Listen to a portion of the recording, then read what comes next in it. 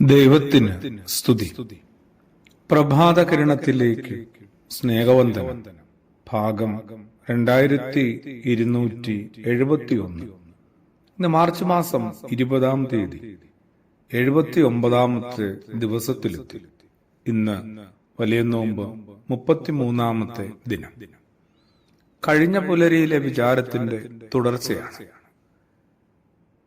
തന്റെ ശിഷ്യന്മാരില് ക്രിസ്തുവേശു എന്തുമാത്രം വിശ്വാസം അർപ്പിച്ചിട്ടുണ്ട്. അവരെ കുറ്റപ്പെടുത്തേണ്ട, കാര്യമായിട്ട് ശാസിക്കേണ്ട പല സന്ദർഭങ്ങളിലും ക്രിസ്തുവേശു കരുണയോടെ, മനസ്സലിയോടെ, അനുഭാവത്തോടെ അവരെ എതിരേറ്റു. അതവരെ കൂടുതൽ അത്ഭുതപ്പെടുത്തിയിട്ടുണ്ട്. അതാണ് അവരെ അടിമുടി പിന്നീട് രൂപാന്തരപ്പെടുത്തിയത്. തങ്ങളുടെ എല്ലാ ദൗർബല്യങ്ങളും അറിഞ്ഞിട്ടും തങ്ങളെ പിന്നെയും പിന്നെയും ഇത്രയേറെ വിശ്വസിക്കുകയും സ്നേഹിക്കുകയും ചെയ്യുന്ന ഒരാളെ അവർക്കിനി എങ്ങനെ ഉപേക്ഷിക്കാനാവും?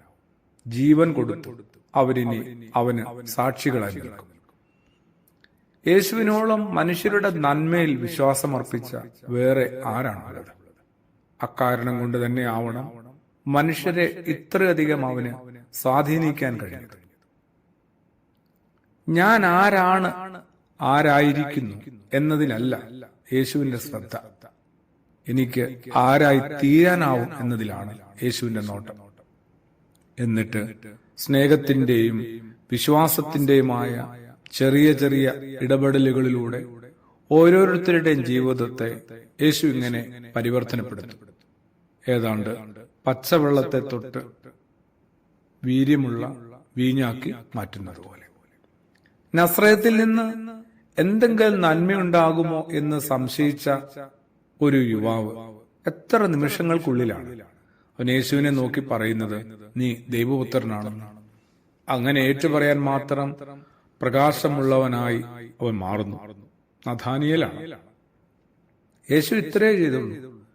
അവന്റെ നഥാനിയേലിന്റെ സന്ദേഹത്തിന് പിന്നിലെ ഒരു ആത്മാർത്ഥതയും നിഷ്കളങ്കതയും തിരിച്ചറിയുകയും അത് ഏറ്റുപറയുകയും ചെയ്തു.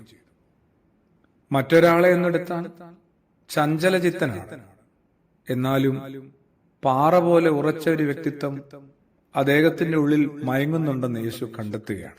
പത്രോസിനെയാണ്. കാണുന്ന മാത്രയിൽ തന്നെ അതുകൊണ്ട് ആയിത്തീരാൻ സാധ്യതയുള്ള, ആയി മാറാൻ സാധ്യതയുള്ള പാറ എന്ന് അവനെ വിളിക്കാൻ പോലും യേശു ധൈര്യപ്പെടുകയാണ്.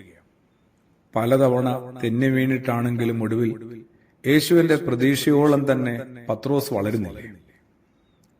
സക്കായിയെ പോലൊരാളെ കാണുമ്പോൾ നീ എന്താണ് ഇങ്ങനെയൊക്കെ ജീവിക്കുന്നത് എന്നവൻ ശാസിച്ചില്ല. പക്ഷേ നിന്റെ വീട്ടിൽ അത്താഴത്തിന് ഞാൻ ഇന്നുണ്ടാകുമെന്ന് പറയുന്നു. അത്രയും അംഗീകരിക്കപ്പെട്ടു എന്നതിന്റെ പേരിൽ തന്നെ ആവും സക്കായി ഇനി പണം കൊണ്ട് ആളാകാൻ നോക്കേണ്ടതില്ല എന്ന് തീരുമാനിക്കുന്നത്.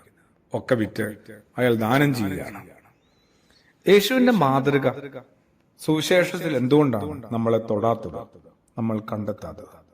വലിയ നോമ്പ് അതിലേക്ക് ക്ഷണിക്കുന്നു, സുവിശേഷത്തിലേക്ക് പ്രാർത്ഥനയോടെ എത്തിച്ചേരാം. ആമേൻ.